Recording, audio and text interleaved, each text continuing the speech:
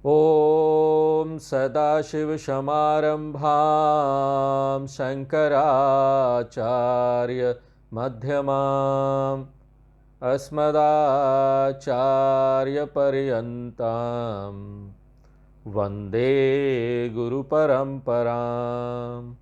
ॐ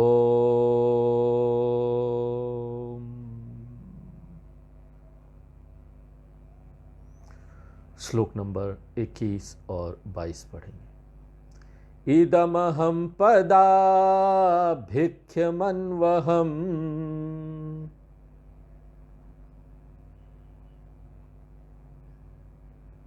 अहमिलीनिके प्यलय सत्तया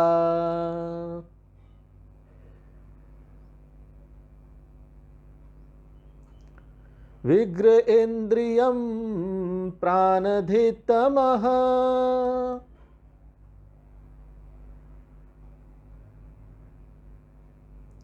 नाहमेक सत् तज्जडं ह्यसत्।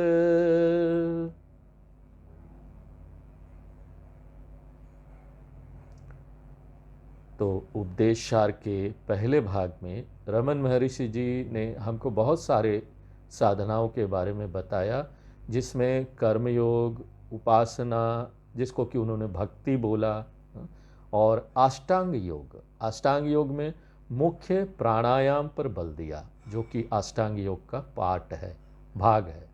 तो कर्म, उपासना, प्राणायाम, इसके बारे में बात हुई पहले भाग में उपदेश सार का। और ये सब बना है तैयारी के लिए, हमारे व्यक्तित्व को अच्छी तरीके से तैयार करने के लिए, ताकि हम साधना का जो अंतिम चरण है उसमें पहुंच जाए। तो ये सब बना है ज्ञान योग्यता प्राप्ति के लिए।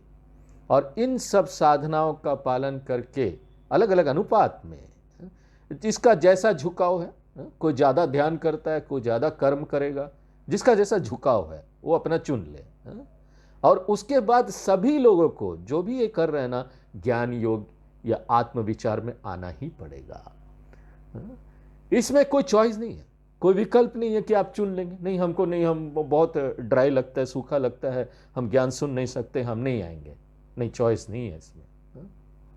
और ज्ञान योग को ही रमन महर्षि जी यहाँ क्या बोलते हैं? बोध मार्ग, विचार मार्ग। और श्लोक नंबर 14 से ये शुरू हुआ। एक चिंतनात्, एक यानी एक, यहां पर आत्मा को बोल रहे हैं। चिंतनम यानी विचार करना। एक चिंतनम का क्या हुआ अर्थ हुआ? अद्वैत आत्म विचार। और रमन महर्षि जी यहां बताते हैं कि एकमात्र ज्ञान से मन न पूरी तरह कंट्रोल में आएगा, नियंत्रण में आएगा। देखिए, ये जो संसार है ना, उसका कारण कौन है पता है? एकमात्र मन। इसलिए जब तक हम मन को अच्छी तरीके से नहीं संभाल लेंगे ना, तब तक हमको इस संसार में पूरी तरह से स्वतंत्रता नहीं मिल सकती। और मन को संभालने का क्या अर्थ है? मन का मिथ्यात्व का निश्चय कर लेना कि मन है ही नहीं, झूठ। मन सिर्फ एक उपकरण है, और वो भी कैसा उपकरण? मिथ्या उपकरण। वो एक व्यवहारिक सत्य, नीचे स्तर की असलियत है। नीचे स्तर की असलियत ऐसे ही जैसे नकलियत है। हम यहां पर चेतन सत्ता है जो मन से अलग है, और वो मन से प्रभावित नहीं होता। ये जो ज्ञान है ना, ये स्वतंत्र कर देने वाला ज्ञान है, मुक्त कर देने वाला ज्ञान है। मन अलग है, मैं अलग हूं, मन सिर्फ एक उपकरण है। मैं मन वाले उपकरण के पीछे का एजेंट हूं। मन तो मिथ्या है, मैं सत्य हूं। इसलिए कुछ भी हो रहा है मन के साथ ना, वो मुझे प्रभावित नहीं करेगा। अपने आप को मन से अलग कर लीजिए तो। और ये जो मन को हैंडल करना है, टैकलिंग करना है, इसको रमन महर्षि जी बोलते हैं मन का नाश हो गया। आप सीधे सीधे अनुवाद करेंगे ना, तो इसका अर्थ हुआ मन नष्ट हो गया, खत्म हो गया। लेकिन हमको इसको कैसे समझना है? मन का नष्ट होना यानी मन का मिथ्यात्व का निश्चय करना कि मन मिथ्या है। ये मन का जो नाश होना है ना, ये हम इसको एक दूसरे तरीके से लेते हैं, सीधे सीधे नहीं लेते हैं, फिगरेटिवली बोलेंगे कि मन मिथ्या हो गया। और उसके बाद उन्होंने मन की तुलना किससे की कि मन अहंकार है, मन अहंकार की तरह, क्योंकि मन में विचार है और उसमें से मुख्य विचार जो है वो ये कि मैं। इसलिए मन क्या है, मन का विचार क्या है, मैं विचार, और मैं विचार क्या है, अहंकार। इसलिए मनोनाश हमको कैसे समझना है, अहंकार का नाश हो गया, मन नाश हो गया, अहंकार का नाश, मैं खत्म हो गया। उसके बाद उन्होंने बताया कि अहंकार तभी मिथ्या हो सकता है जब ना हम मुख्य उसका आधार जो है ना, अधिष्ठान है, अहंकार का सत्य क्या है उसके बारे में जाने, और वो और कुछ नहीं है, आत्मा है। इसलिए मनोनाश किसके बराबर हुआ, अहंकार नाश के बराबर। और अहंकार नाश क्या है, मिथ्या, अहंकार का मिथ्या समझ लेना, अहंकार को मिथ्या समझ लेना। और ये अहंकार को मिथ्या समझना क्या है, सत्य को जान लेना। आधार क्या है इसका, अधिष्ठान। जिस तरह से एक यहां पर घड़ा है, उसको हम मिथ्या कैसे जान पाएंगे, एक घड़े को मिट्टी को जानकर। यहां पर हमको समझना पड़ेगा कि यहां घड़ा बोल के कोई चीज ही नहीं है, जो है मिट्टी है। घड़ा का तो कोई अपना अस्तित्व नहीं है, वो अठोस है, अनाधार है, सिर्फ नाम रूप है। मुंह से बोलने के लिए घड़ा, आप बोलेंगे घड़ा दे दो, मिट्टी रख लो, हो घड़ा तो है ही नहीं। क्या चीज दे, मुंह से बोलने वाला शब्द दे क्या। जब तक हमको मिट्टी का ज्ञान नहीं होता तब तक घड़े का मिथ्यात्व का ज्ञान नहीं होगा। जब हमको जल का ज्ञान होगा तभी लहर के मिथ्यात्व का ज्ञान होगा। जब हमको लकड़ी का ज्ञान होगा तभी फर्नीचर के मिथ्यात्व का ज्ञान होगा। जब हमको आत्मज्ञान होगा तभी अहंकार के मिथ्यात्व का ज्ञान होगा। इसलिए मनोनाश यानी अहंकार का नाश, और यह संभव कैसे है, आत्मविचार से। इसलिए 19वें श्लोक में रमन महर्षि बोलते हैं, निज विचारणम अहम पतति। निज विचारणम यानी एकमात्र आत्मविचार आपको अहम पतति, अहंकार पतत हो जाएगा। पतति संस्कृत में बोलते गिर जाएगा, त्याग हो जाएगा। अहम पतति, अहंकार पतति, अहंकार फॉल्स डाउन। तो इस तरीके से क्या हुआ, यहां पर क्या हुआ, क्या किया हमने, निज विचारणम, आत्म विचार किया। उसके बाद उन्होंने बात किया आत्मविचार के बारे में कि ये और कुछ नहीं, इस निष्कर्ष पर आना है कि हम यहाँ पर सचमुच में एक चेतन सत्ता है जो पंचकोश से अलग है। हमने तत्वबोध में पंचकोश देखा था ना। तो 22वें श्लोक में, जिसको हमने पिछले क्लास में समाप्त किया, रमन महर्षि जी बोलते हैं विग्रहेंद्रिय प्राणदीप्त महा, यानी ये पंचकोश को बोला जा रहा है। आसान भाषा में यहां हमको समझ लेना चाहिए 5 परत वाला शरीर। अगर आप पंचकोश आपको याद है तो ठीक है, अगर पंचकोश याद नहीं है तो आप इतना ही समझ लीजिए कि ये 5 परत वाला शरीर है।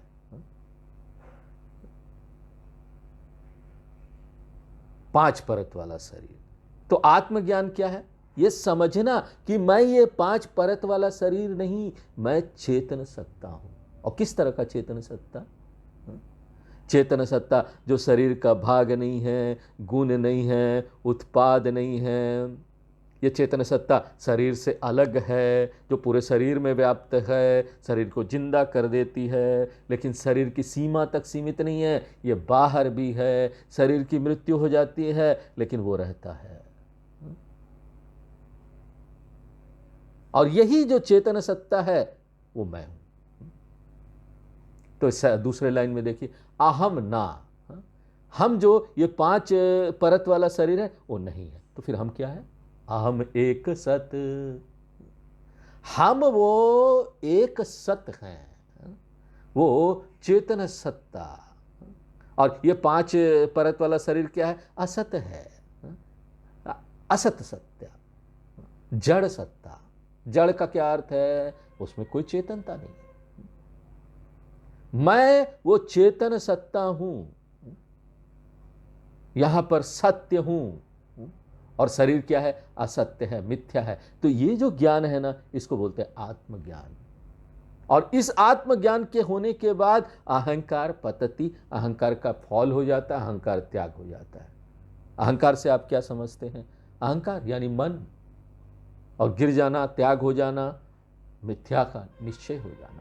गिर जाना, त्याग हो जाना, ये नहीं कि अहंकार मन निकल के कहीं चला गया, गिर गया कहीं, ऐसा नहीं। हमारे मन में, बुद्धि में ये निश्चय हो जाता, हम देख लेते हैं इस बात को कि ना ये मिथ्या है। तो यहां तक हम पिछले क्लास में देखे थे। अब 23 और 24 नंबर श्लोक पढ़ते हैं। सत्वभासिका चित्क्वेतरा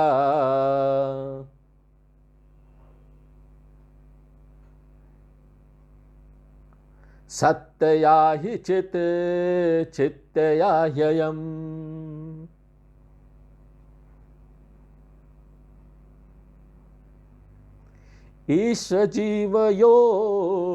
ईशजीवयोर्वेशधिभिदा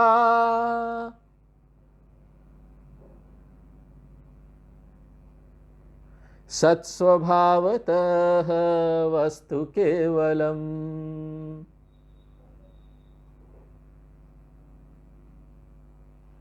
तो इससे पहले वाले श्लोक में रमन महर्षि जी ने बताया कि आत्मा जो है वो पंचकोश यानी 5 परत वाला शरीर से अलग है, और उसकी प्रकृति क्या है, एक सत। सत यानी वो शुद्ध, वो अविभाजित सत्ता। हमने दक्षिणामूर्ति स्तोत्र हम लोग पढ़ते हैं भजन में, उसमें पढ़ते हैं ना, यस्यैव स्फुरणं सदात्मकं सात् कल्पार्थकं भासते। हम यह अनुभव करते हैं कि ये जो सत्ता है वो सभी वस्तु के साथ संबंध रखा हुआ है, संबंधित है। हम यहां बोलते हैं कि देखो लैपटॉप है, किताब है, तो ये जो हायपन है, ये बताता है कि हर चीज की सत्ता है ना, हर चीज के साथ हम है लगाते ना, ये है। तो ये जो है सत्ता है ना, जो सब में निहित है, सभी वस्तु में, इसी को बोलते हैं सत्य। ये है हटाइए तो बोल ही नहीं सकते कि वो है। और यहां पर ये जो सत्ता है वो शरीर में भी है। बात सिर्फ इतनी है ना, जब ये शरीर में हम इसको बोलते हैं तो हम इस शब्द का उपयोग नहीं करते, हम इसको बदलते हैं और क्या बोलते हैं, मैं हूं, आई एम। ये हायपन जो है ना, जो सभी वस्तु में है, और जो मैंपन जो मेरे में, हायपन और मैंपन है, हर सभी वस्तु को बोलते हैं ये है। अपने को क्या बोलते, मैंपन देखने वाला। तो ये जो सत्ता है, और यही जो सत्ता है ना, इसी को बोलते हैं आत्मा। रमन महर्षि जी ने बताया। और यही नहीं, उन्होंने क्या बोला कि शरीर यहां बहुत सारे हैं, वस्तु यहां पर बहुत सारे हैं, लेकिन ये जो सत्य, हायपन और मैंपन है ना, वो एक सत्य है, सिर्फ एक है। प्राकृतिक रूप से प्रश्न आएगा ना कि एक व्यक्ति ये शुद्ध सत्ता का अनुभव कैसे कर सकता है। शुद्ध सत्ता का परिभाषा क्या, आत्मा। तो क्या मैं ये जो शुद्ध सत्ता है उसका अनुभव कर सकता हूं? हम यहां पर अभी सत्य का अनुभव कर रहे हैं, लेकिन शुद्ध रूप में नहीं।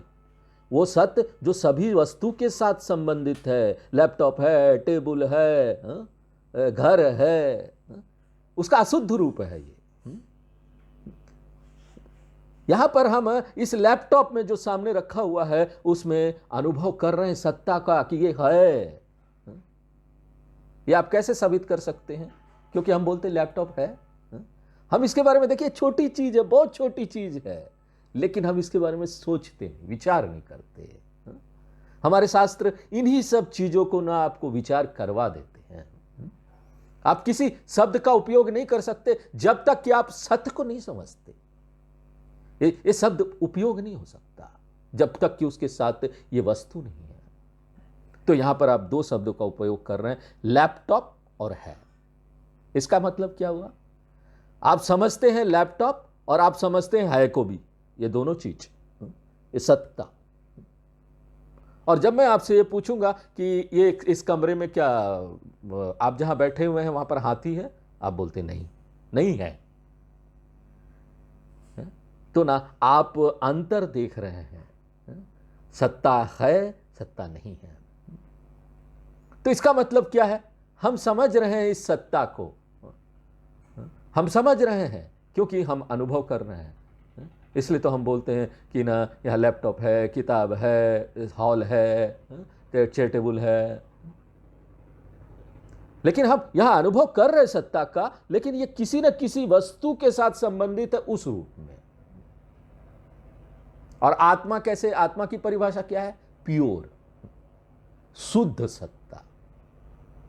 तो हमको क्या करना पड़ेगा? सारे वस्तु को लीजिए, चेयर टेबल, लैपटॉप, बुक, सबको मिक्सर ग्राइंडर में डाल दीजिए, और उसको घुमा दीजिए मिक्सर में, घूम करके जूस निकाल दीजिए उसका जूस निकाल के उसमें से जो सत्ता है उसको अलग कर दीजिए और जो वस्तु है उसको अलग कर दीजिए।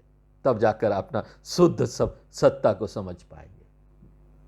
प्राकृतिक रूप से जो आध्यात्मिक साधक है ना, उसको बड़ा इच्छुक होगा यह जानने के लिए कि मैं शुद्ध सत्ता को कैसे समझ सकता हूं। वही तो, क्योंकि वही तो आत्मज्ञान है ना। आत्मज्ञान यानी शुद्ध सत्ता को जान लेना, देख लेना। तो ये जो शुद्ध सत्ता है उसके प्रति हम कैसे समझ पाएंगे, कैसे जागरूक हो पाएंगे? तो रमन महर्षि जी बोलते हैं ये शुद्ध सत्ता है ना, वो कभी भी ज्ञान की वस्तु बन ही नहीं सकती। प्योर एग्जिस्टेंस, जो प्योर है बिना किसी वस्तु के लाग लगाव के, वो कभी भी ना ज्ञान की वस्तु नहीं बन सकती। क्यों? क्योंकि ये जो शुद्ध सत्ता है ना, ये जो आत्मा है ना, वो मैं खुद हूं। मैं खुद इन वस्तुओं को हायपन दे रहा हूं, अपने आप को मैंपन दे रहा हूं। ये चेतन सत्ता, सत्य, प्योर एग्जिस्टेंस, और वही चित्त है। ये जो शुद्ध चेतनता है वही यहां पर अनुभव करता है, वही मैं हूं। इसलिए ये जो चेतना है ना, वो सत्य को प्रकाशित नहीं कर सकती, और चेतना है ना, वो सत्य को वस्तु नहीं बना सकती, क्योंकि चित्त ही सत्य है। अब देखिए, हम ना इसमें आपकी कोई सहायता नहीं कर सकते, ये ऐसे ही है, ज्ञान थोड़ा सूक्ष्म है, कभी ये है कभी वो है। आपको इसमें ना चुगाली करना पड़ेगा, ज्ञान को अपने दिमाग में लेकर विचार करना पड़ेगा। जैसे गैया कुछ खाती ना, चुप बहुत देर चुकती रहती है, वैसे ही करना पड़ेगा। यहां पर जो चित्त है ना, उसको आप वस्तु नहीं बना सकते, और सत्य चित्त वही सत्य। इसलिए रमन महर्षि जी यहां पूछते हैं कि आप ना शुद्ध सत्ता को वस्तु नहीं बना सकते, यह संभव नहीं है। क्यों? क्योंकि आप ही हो, वो आप है। देखिए, दिमाग चकरा देने वाला रहस्योद्घाटन है, दिमाग को चक्कर खिला देगा। आप शुद्ध सत्ता है और आप उसको देखना चाहते हैं, आप खुद ही है। तो आप ना ये उदाहरण हमेशा याद रखिए, जब भी ऐसा आपको मन करे हमको आत्मा को देखना है, आप अपने मूल आंखों को देखना चाहते, ये कभी संभव नहीं है। ज्यादा से ज्यादा संभव क्या है? आप ना उसका प्रतिबिंबित इमेज दर्पण में देख सकते हैं, अपने आंखों का प्रतिबिंब दर्पण में दे सकते हैं। आप कुछ भी कर लीजिए, एक जो असंभव बात आपके जीवन में है भगवान के लिए भी, और वो असंभव चीज क्या है? आंखों को आप वस्तु जैसा सामने रखकर नहीं देख सकते। मैं यहां पर मूल आंखों की बात कर रहा हूं, प्रतिबिंबित नहीं। प्रतिबिंबित आंख अपनी जो आप देखते हैं वो तो मूल नहीं है ना, प्रतिबिंब है। यहां पर और भी जो महानता वाली बात है ना, कि ना आंखों को आप वस्तु बनाकर नहीं देख सकते, जो मूल आंख है। आपको इसमें कोई संशय नहीं है? क्या क्या चीज में संशय नहीं है? देख नहीं सकते, लेकिन आपको पता है ना कि आपका मूल आंख है। कोई डाउट होता है कभी? नहीं नहीं, मेरा तो आंख नहीं स्वामी जी, मैं तो देख नहीं सकता। अरे भैया, आप उसको दर्पण में प्रतिबिंबित तो देख रहे हो, मूल को नहीं देख सकते। लेकिन आपको कभी डाउट नहीं होता कि आपका आंख नहीं है। आप कभी अपने आंख को नहीं देख सकते, लेकिन कभी आपको डाउट नहीं हुआ, कभी संशय नहीं हुआ कि वो उसकी सत्ता नहीं है। उसी तरीके से ना ये संशय रहित मैं जो हूं, जो शुद्ध सत्ता हूं, वो है, और उसका उदाहरण आंख है। अब हम यहां देखिए मूल मैं पर आ रहा हूं, वो जो संशय रहित मैं है, जिसका यहां पर सत्ता के ऊपर कभी संशय नहीं किया जा सकता, वो ना, वो क्या है, वो शुद्ध सत्ता है, शुद्ध चेतनता, सतचित आत्मा है, अहम अस्मि। और क्योंकि ये जो शुद्ध मैं है, इसका कोई सीमा नहीं है, क्योंकि सीमा किसका है पता? सीमा शरीर का है। और ये जो सतचित आत्मा है ना, हम देखिए यहां पर शब्द यूज कर रहे हैं, सतचित आत्मा, क्योंकि मैं सतचित आत्मा हूं और मैं स्वतंत्र हूं शरीर की सीमा से। मैं ये सत्यचित आत्मा, और यही सत्यचित आत्मा सत्यचित आनंद है, सत्यचित अनंत, अनंत जो है ना वही आनंद है। अनंत, आनंद यानी अनंत, नित्य है, सर्वत्र व्याप्त है। इसलिए रमन महर्षि जी यहां पर प्रश्न पूछते हैं, क्वचित कहां है? एक चेतनता कहां है? सत्वभाषिका, जो कि सत्य को प्रकाशित कर रही है, वो चेतनता कहां है? जो ना, जो शुद्ध सत्ता है उसको प्रकाशित कर रही। इतरा, जो ना सत्य से अलग हो, वो चेतनता कहां है जो सत्य से अलग हो और जो सत्य को प्रकाशित कर दे? सामान्य भाषा में यहां पर कोई चेतनता है जो सत्य से अलग है? क्या कोई चेतनता है जो सत्य से अलग है? अगर कोई चेतनता है जो सत्य से अलग है तो क्या होगा पता है? चेतनता अलग बैठा हुआ है, सत्य अलग बैठा हुआ है, दोनों एक दूसरे को देख रहे हैं और बोल रहे हैं, हाउ आर यू? रमन महर्षि जी बोलते, दिस इज नेवर पॉसिबल, ये संभव नहीं है, क्योंकि ये जो चेतनता है ना वही सत्ता है, और सत्ता ही चेतनता है, कोई अलग नहीं है। इसलिए वस्तु, शुद्ध सत्ता को वस्तुमय करना संभव नहीं है। आप देख किसको सकते? वस्तु को, एक सामने रखा वस्तु को। तो आप ये इस शब्द का कैसे विभाजन करेंगे? सत्वभाषिका चित्त, एक चेतनता जो सत्ता को प्रकाशित करता, भाषिका यानी प्रकाशित करता है, और इतरा जो सत्य से अलग है, चेतनता जो कि सत्ता को प्रकाशित करता है और सत्ता से अलग है, कुआवा, वो कहां उपलब्ध है? तो ना ये प्रश्न की तरह लग रहा ना, कहां उपलब्ध है, लेकिन ये प्रश्न नहीं है, ये आंसर है। और आंसर क्या है? यहां पर कोई चेतनता है ही नहीं जो कि सत्ता को वस्तु बनाकर दिखा दे, क्योंकि ये जो सत्ता है वही खुद अनुभव करता मैं हूं। वही बात बताई गई है दूसरे लाइन में, चित्त सत्तया ही भवती, क्योंकि ये जो चेतनता है ना वही शुद्ध सत्ता के रूप में है यहां। अब देखिए ये ना वेदांत का हाइट है, उच्चता, उच्च ज्ञान, और इसको रमन महर्षि ने बहुत कैजुअली बोल दिया, यूं ही बोल दिया इसको, जबकि ये वेदांत का उच्च ज्ञान है। अगर आप इसको समझ लिए, वेदांत खत्म। ये जो चेतनता, चित्त हम ही हैं, इसको जोड़ना पड़ेगा। सत्यया यानी कि ना शुद्ध सत्ता के रूप में, और अहम, अहम इस संदर्भ में अर्थ है सत्य, जो शुद्ध सत्ता है वो चित्तया है, चित्त प्लस चित्तया, इसलिए अहम का अर्थ क्या हुआ? सत्य, और सत्य चित्तया भवती, ये जो शुद्ध सत्ता है वो चेतनता के रूप में है। तो यहां पर दो वाक्य है, चित्त सत्तया भवती, सत्य चित्तया भवती। क्या अंतर है दोनों में, दो वाक्य में? ये जो सत्ता है वो चित्त के रूप में है, और चित्त जो है ना वो सत्ता के रूप में है। इसका क्या अर्थ हुआ? ये जो चेतना है वही सत्ता है, और जो सत्ता है वही चेतना है। इसका क्या अर्थ हुआ? चेतनता और सत्ता वो एक ही चीज है, वन एंड द सेम, एक ही चीज है। ये शब्द तो है, लेकिन तत्व क्या है? एक ही है। जैसे एक व्यक्ति है ना, वही व्यक्ति एक दृष्टि से पिता भी है, एक दृष्टि से बेटा भी है।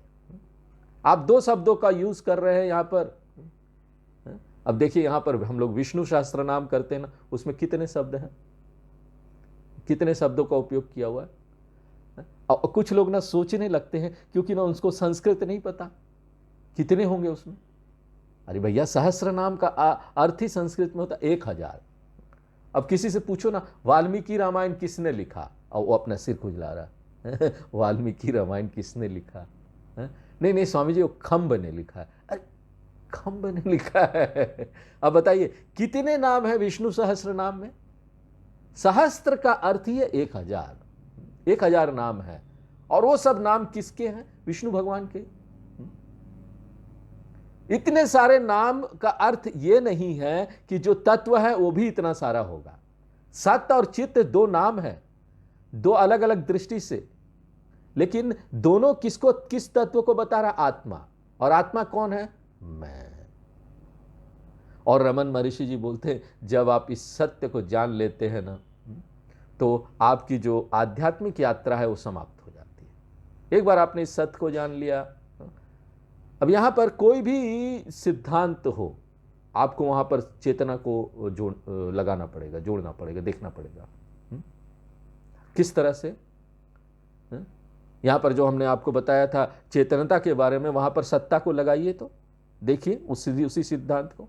सत्ता जो है वो शरीर का भाग नहीं है, गुण नहीं है, उत्पाद नहीं है। सत्ता जो है वो यहाँ पर एक स्वतंत्र सत्ता है जो शरीर पे व्याप्त है, शरीर को जिंदा कर देती है। सत्ता जो है वो शरीर की सीमा तक सीमित नहीं है, शरीर के बाहर भी जाती है। सत्ता जो है वो शरीर की मृत्यु के बाद भी यहाँ रहता है। इसलिए तो भगवान कृष्ण ने दूसरे अध्याय में बताया था गीता का, ना सतो विद्यते भावा ना भावो विद्यते सतः। और एक बार सत्य और चित्त को हमने समझ लिया कि वो एक ही है, दोनों कोई अलग नहीं है, तो ना हमको यहाँ सीखना चाहिए कि हम अपने को किस तरह से ये सत्य चित्त आत्मा देख सके। ये बोलने के बदले कि हमारे शरीर के अंदर एक आत्मा है, हमको ये बोलना सीखना चाहिए कि हम ही वो आत्मा है। इसको बोलते हैं निधि ध्यान कर रहे हैं। श्रवण में आप ये जानते हैं, आपको ये ज्ञान प्राप्त होता है कि आत्मा जो है ना वो शरीर से अलग है।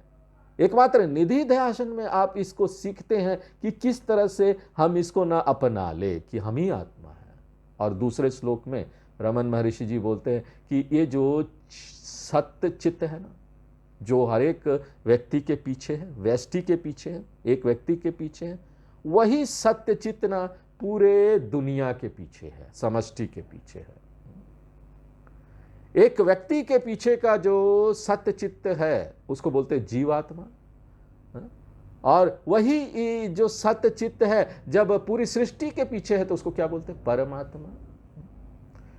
आत्मा एक है, अंतर सिर्फ क्या है? अंतर सिर्फ खोल का है, माध्यम का है, उसकी अभिव्यक्ति का है।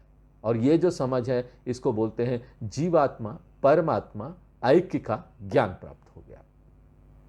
इसी को बोलते हैं महावाक्य का ज्ञान प्राप्त हो गया। इसलिए श्लोक नंबर 24 में 24 जो है ना वो महावाक्य श्लोक है, बहुत महत्वपूर्ण श्लोक है। और कि उदाहरण के याद रखने के लिए मान लीजिए कोई पूछता है कि ये जो लहर है और ये जो समुद्र है ये एक ही है या अलग अलग है? लहर और समुद्र एक ही है कि अलग अलग है? हमारा क्या उत्तर होगा? सतही दृष्टि से वो अलग अलग दिखाई देता है। अलग अलग ही नहीं, हम तो ये शब्द ही गलत उपयोग कर रहे हैं। अलग अलग एक दूसरे से एकदम विपरीत है, डायगोनली ऑपोजिट है। क्यों? क्योंकि लहर जो है वो छोटा है, समुद्र बड़ा है। लहर जो है वो आधारित है, समुद्र जो है वो आधार है जो लहर को आधार दे रहा है। लहर जो है वो कार्य है, समुद्र जो है वो कारण है। लहर जो है वो आता जाता है, जबकि समुद्र जो है वहां पर हमेशा है। सचमुच में देखिए ये समुद्र और ये जो लहर है ना वो एक दूसरे से एकदम विपरीत है, लेकिन सिर्फ सतही दृष्टि से जब हम ऊपर ऊपर देखते हैं तो इसी को बोलते हैं ना विचार करने से सब खत्म हो जाता है।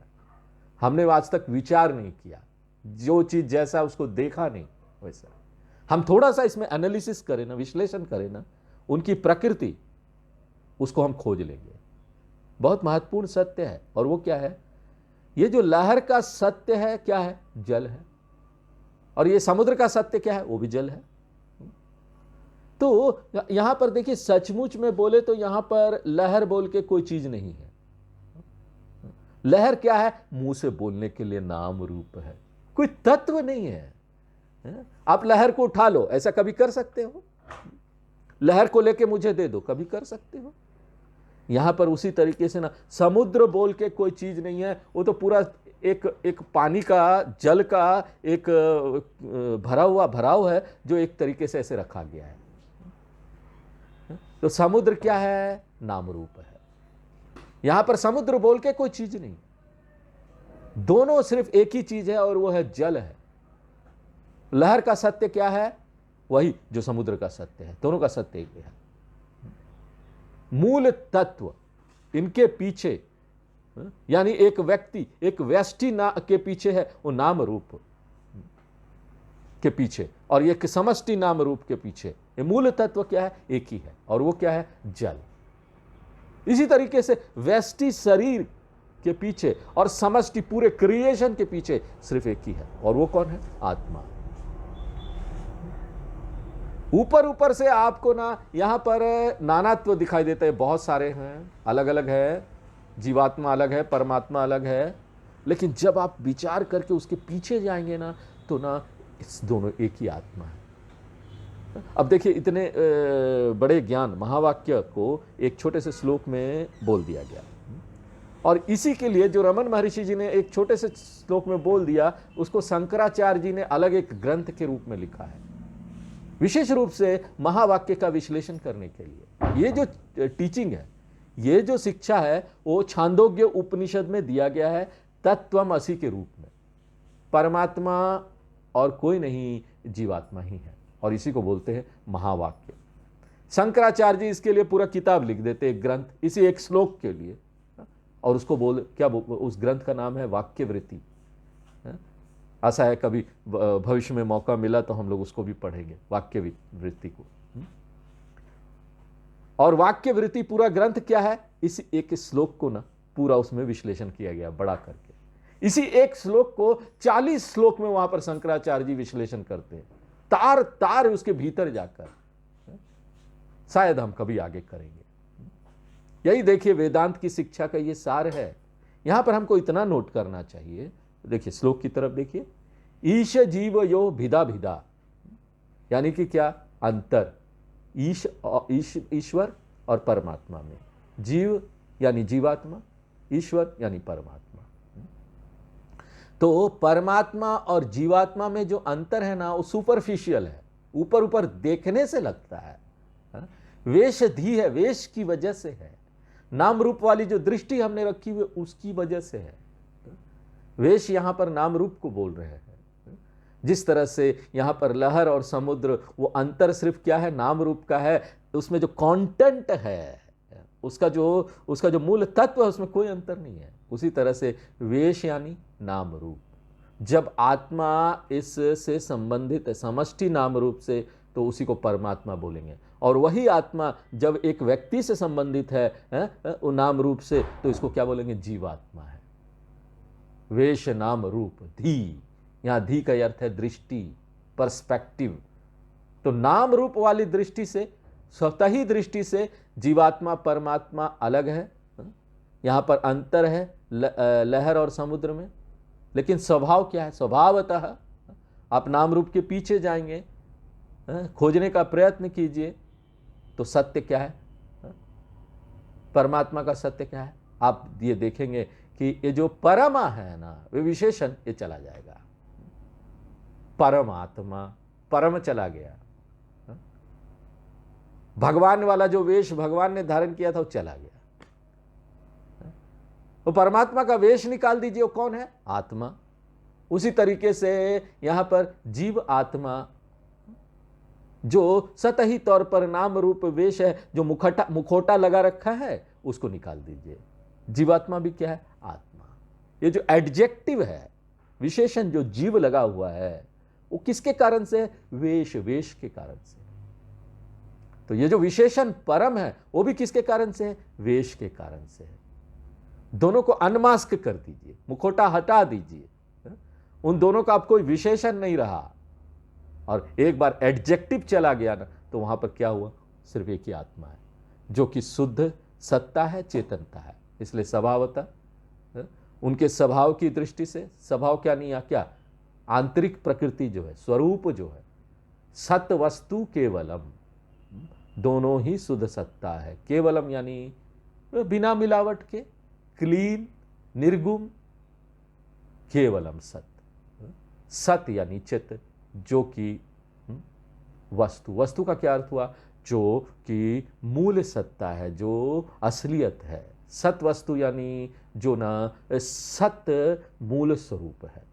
तो ये सत्य के साथ आप यहां पर चित्त भी जोड़ दीजिए, सत्य चित्त वस्तु केवलम। और ना अब आपके पास ऐसा ज्ञान हो गया जो ना तार तार आपके शरीर के अंदर जा रहा है, अद्वैत का दर्शन करा रहा है। ऊपर से सतही तौर से पर देखेंगे ना, आपको यहां पर द्वैत दिखाई देगा, बहुत सारी चीजें दिखाई देगी, लेकिन विवेक दृष्टि रखने से क्या होता है? आप यहां अद्वैत देख सकोगे। वही यहां पर श्लोक नंबर 25 में बताया गया। तो ये महावाक्य विचार वाला भाग था 24 और 25। अब हम 25 और 26 नंबर श्लोक पढ़ते हैं।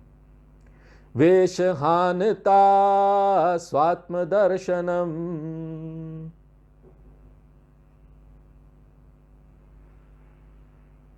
ईश दर्शनम स्वात्म रूपतः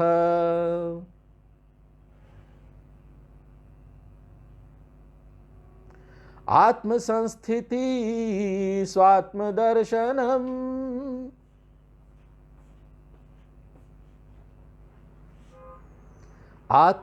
आत्मनिर्द्वयाद आत्मनिष्ठता।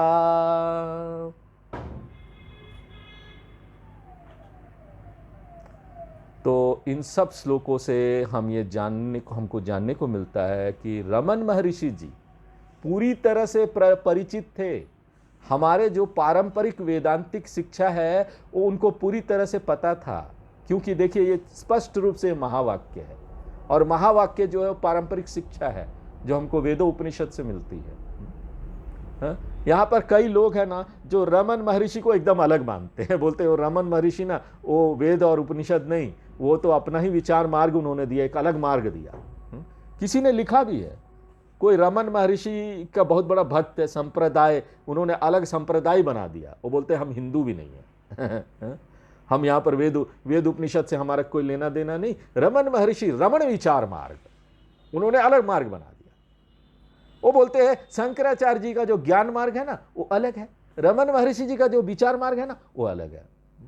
लेकिन यहां पर रमन महर्षि जी खुद ही इस बात को दिखा रहे हैं कि यहां पर कोई अलग से विचार मार्ग नहीं है।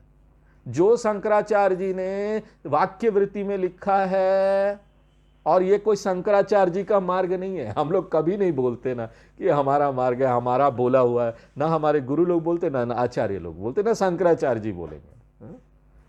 यहां तक कि वेद व्यास भी नहीं बोलेंगे, इतने बड़े बड़े आचार्य और ऋषि लोगों वो नहीं बोलते मेरा ज्ञान है। शिव भगवान तक नहीं बोलते मेरा ज्ञान है।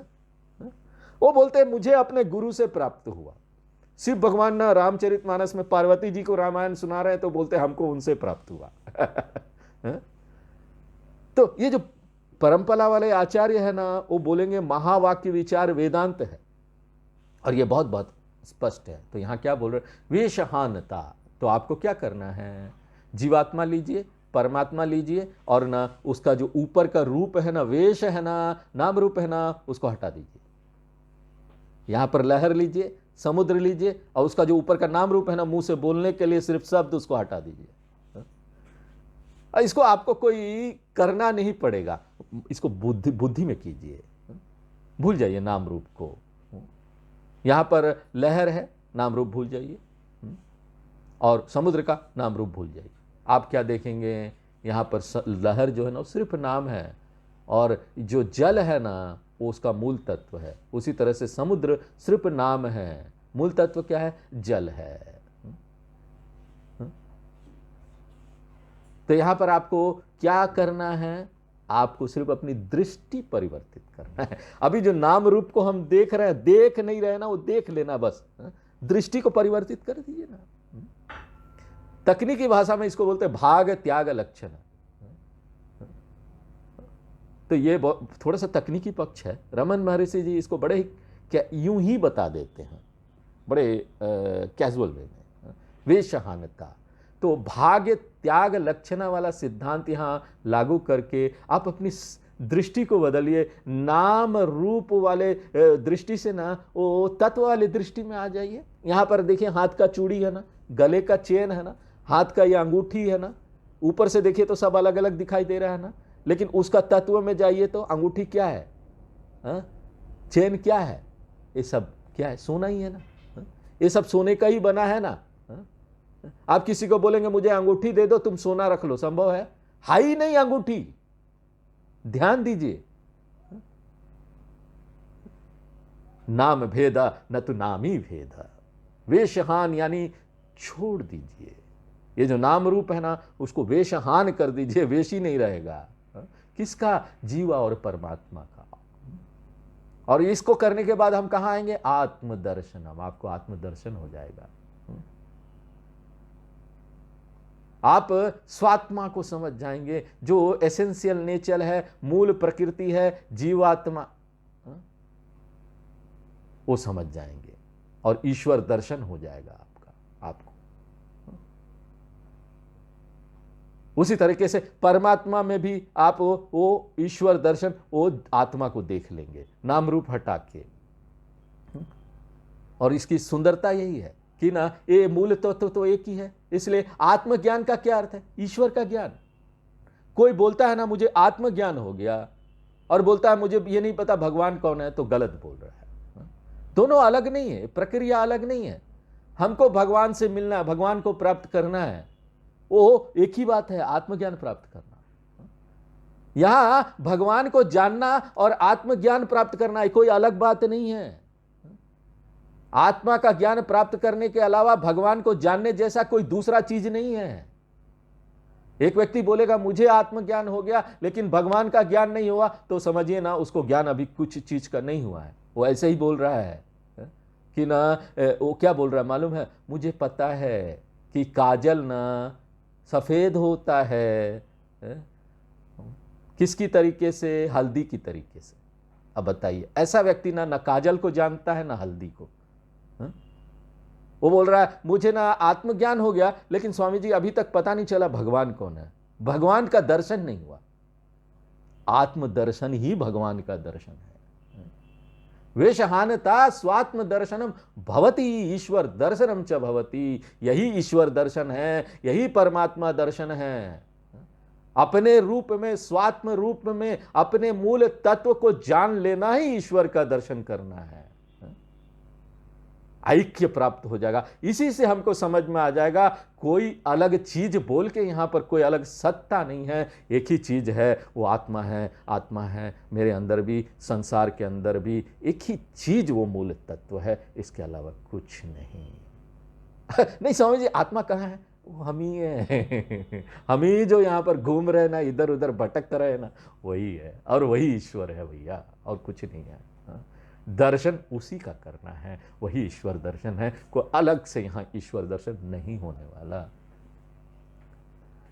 पूर्णमदः पूर्णमिदं पूर्णात् पूर्णमुदच्यते पूर्णस्य पूर्णमादाय पूर्णमेवावशिष्यते। ओम शांति शांति।